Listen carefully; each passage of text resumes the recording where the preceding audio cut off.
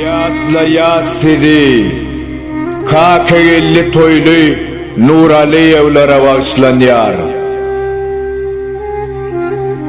Maru şahu cahan aslı mekanınız ne beyle İranlı acal canınız. Bütün Türkmen ilim çekip zarınız.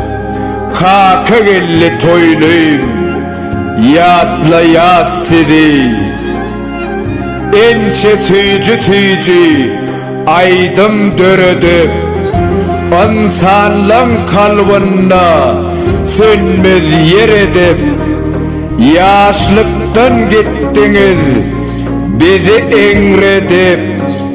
Kakegelli toyluyum yatla sizi adınız ornaşıp her var kıkırığı aydımınız melhemdi dertli yüreği sıngotta ayız koyup singen toprağa. Kakegelli toyluyum yatla sizi münlep toylarımıza şayat bollunuz.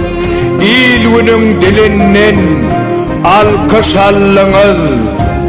Ömrü kıyıska gızıl gülley sollunuz.